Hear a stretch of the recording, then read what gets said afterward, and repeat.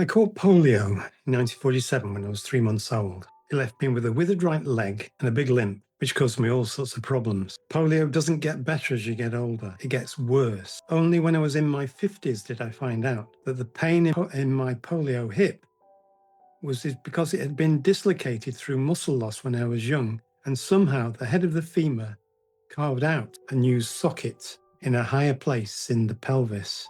As I've aged, walking is increasingly restricted. First I used a walking stick, and next step I think is a rollator. What is also causing me a lot of problems, especially at the moment, are my polio toes in my right leg. Finding treatment are difficult because few doctors have got any knowledge of polio, though there are more than 50,000 of us still alive in the UK. So I've decided that this year is going to be the year when I sort out these problems of my polio toes. I've tried using gel toe caps, some relief.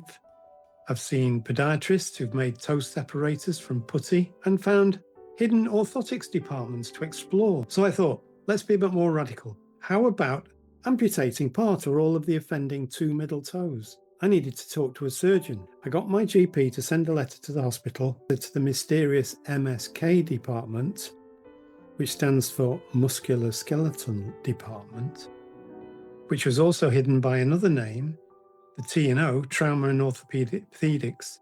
And when you actually went to try and find it physically, you had to follow signs for the fracture clinic. It was very well hidden away within Manchester Royal Infirmary.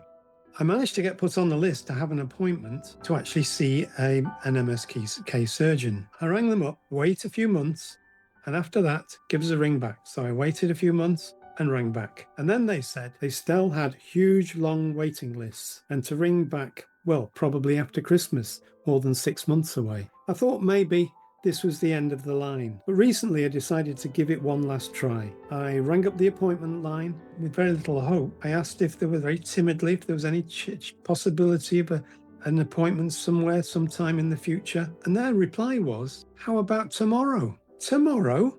Well, I nearly fell off my chair. I said, yes, please. And the following day I went along. I was given an x-ray, met an actual human living surgeon.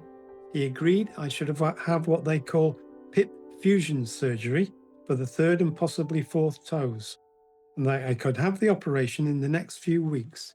I jumped on it. I'd already had my big toe fused in the operations I had when I was 7 years old or so. So I know it comes with risks, and I know it can be painful at times.